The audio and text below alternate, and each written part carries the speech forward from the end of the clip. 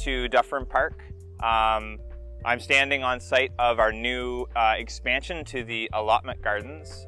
We currently have 50 allotment gardens that are pretty much full with gardeners this year. And we decided last year that because people were so enthused by that idea that we'd expand. So we have done that, but we've done it in a new way. And that's something that I'm here to talk to you guys about. And what it's called is no-till farming or gardening. So no-till farming and gardening is essentially an absence of the use of a rototiller in cultivating a garden. So instead of using a rototiller or turning up the soil, what we're looking to do is use the ground as it is and all the complexity of life and structure that's in it to help aid in the growth of our plants and also sequester the carbon in the soil. But we'll talk about that a little bit later.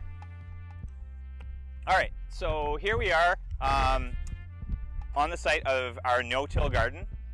What I've done here is last year, at the end of the year, this was just a big grass field, all just completely covered in grass and dandelions and whatnot. So what we've taken a silage tarp and turned it black side up. And what the idea is, what we're doing is creating a kill mulch. So what we want to do is, instead of cultivating and disturbing the soil, what we're going to do is we're actually going to use the nutrients from the grass to add a fertilizer on top and also kill that grass so that we can plant into it without worry from competing plants like weeds, grass, or whatever was there before. So what we're going to do next is we're actually going to peel back this big tarp and we're going to look at what happened over the year and what it looks like underneath. So what we're about to do is we're actually going to fold back the tarp now and take a look at what we have underneath. So here we go.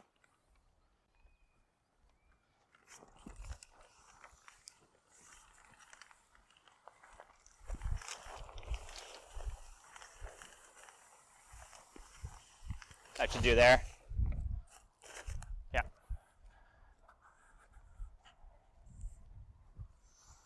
Then if you want to just throw a stone on the, yeah. Cool. All right.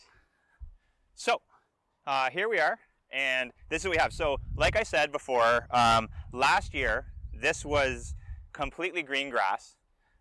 Just like a lawn at the front of your house, and we placed that black tarp on. The process is actually called occulation, occulate to make dark.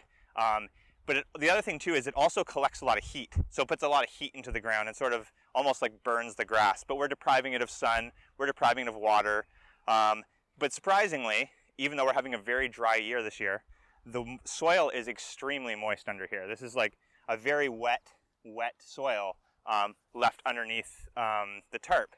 Kind of curious, I suppose, but I think what's happening here is that we have clayish soil, and in clayish soil, the cation exchange, which is sort of like a fancy term for the way that soil communicates through the different layers, is actually pulling up moisture from down deep in the ground to feed the microbial life that we've been retaining by not tilling.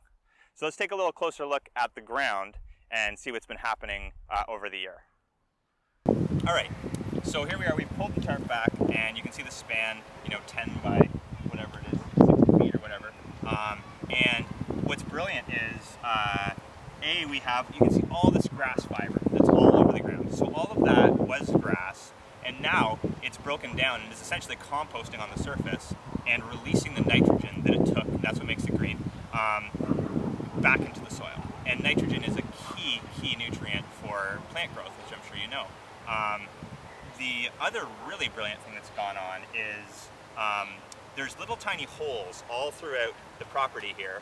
And you can see like maybe every, foot to maybe 10 inches, there's holes. And on the surface of the soil, there's tiny little granules. And what has happened is while this tarp has been over, worms have essentially been depositing their casings over the entire plot here. So again, that's a huge nitrogen boost for us. And this is essentially covered in, I would say, a good solid, maybe centimeter of worm casings. I was just reading about the work that worms do in the soil this week, and I believe it said that in a single year, over an acre, worms can move up to 18 tons of soil in a single year. Pretty fascinating. Also, worms can live for up to 15 years, which is also extremely interesting. So what's happened is this year we have preserved all this worm life. We've preserved the nutrients from the grass, and the ground it's a little compacted for sure, but it's not so compacted that plants aren't going to grow in it. I can show you just here with a shovel. I know we're no till, no digging, but you know, we're getting a pretty nice bit of soil there. A little compacted, but not horrible. So what we're going to do is we're just going to make our holes a little bit bigger when we plant into this, and maybe add like a little bit of a top dressing of compost would be ideal, or even more worm casings, just to kind of like soften it up and help it break up. So let's get on with the planting. Yeah, so another note on no-till and compaction. Basically, you want your soil to be as loose as possible so that roots can pass through as easily as possible, but not so loose that it's sandy and it can't hold or retain moisture. One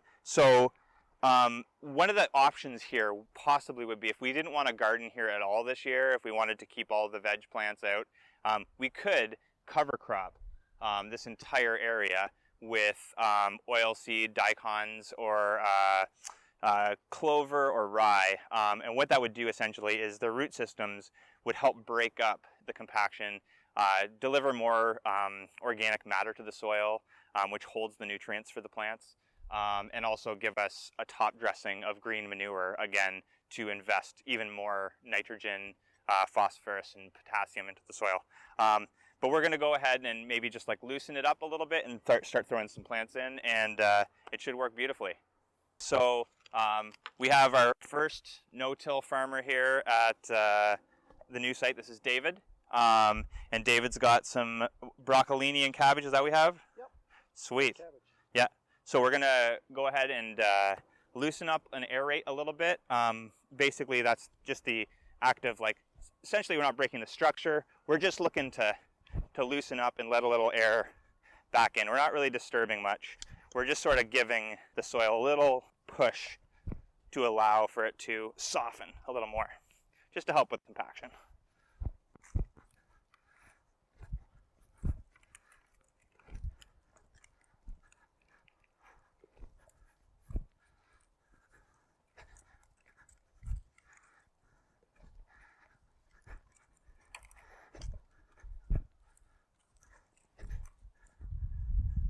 Beauty.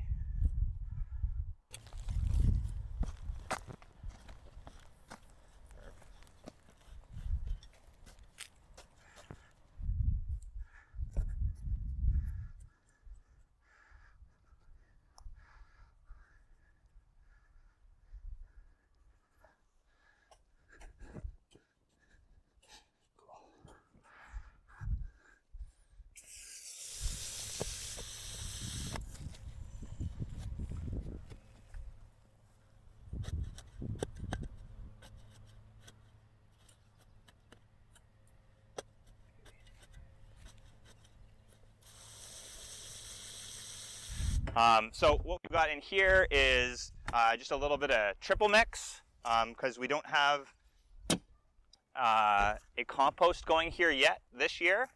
We will be starting one, and that's what we will use to plant in the future. But for now, we just have some triple mix and some worm casings that I'm basically stirring in here. And what we're going to do is put that there. And we're going to go ahead and take our first plant.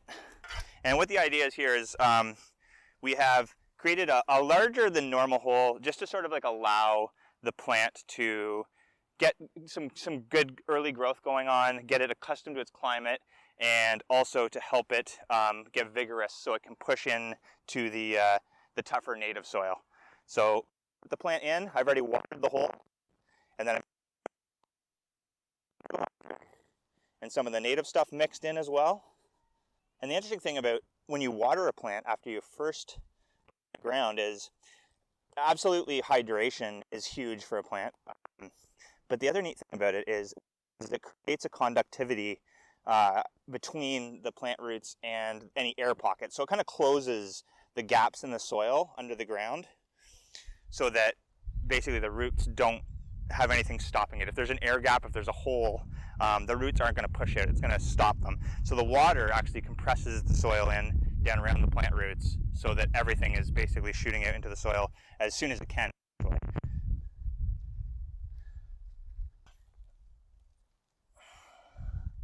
All right, and then sort of once you've got your plant in, I'm sure like you guys all know this is gardening 101, right?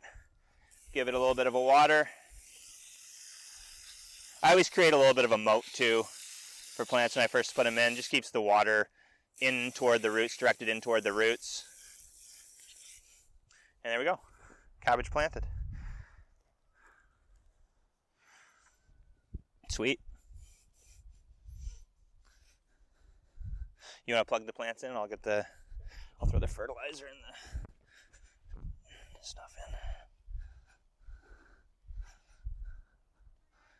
So there's many benefits to going no-till. I think the primary benefit, other than plant health and better nutrient density in your vegetables, is that when we leave soil undisturbed, it preserves the carbon that it's storing. Whenever we till soil on a large scale, like in agriculture, and even I'm sure in our own gardens, what we're essentially doing is releasing the carbon that the plants have been working really hard to store inside our soil. I read a statistic a few years back, and essentially over the globe on all of the terrain that human beings essentially live on, all the earth surfaces, like think maybe not the Arctic, Antarctic, places where people tend to live in highly populated masses, 74% of that terrain is agricultural. So you can imagine that if you're constantly turning and releasing carbon out of the soil on that scale, 74% of where human beings live, that's an enormous expellation of carbon into the atmosphere, and it is 100% contributing to our climate issues. It's not the only factor by any means, but this is something simple that if we could adopt this method on a global scale, it would certainly do a lot to sequester carbon into the ground. The other thing is that our topsoil is a non-renewable resource. So if we do deplete it, its microbial life, its minerals, its life, essentially what happens is that we lose the opportunity to grow 95% of the food we eat in the world. The United Nations recently released a statement that basically said that if we keep farming the way we are, industrialized farming using herbicides, pesticides, and tilling, we have essentially 60 years left of farming like that if we were to continue. So we want to quickly adopt this method because what this does is it regenerates the soil that we're growing in while we're doing it. So by using cover crops, by not tilling, by composting and adding that to the soil, we keep the carbon in, we keep the nutrients in, and we keep the life in the soil that's so important to our own lives, well-being, and nutritious food that we eat. So I hope you found this interesting. There's a lot more to be said about it, but we're going to keep the video short. I hope you enjoyed it. If you have any questions, please leave them in the comments below, and give us a like, because that's always great. Peace.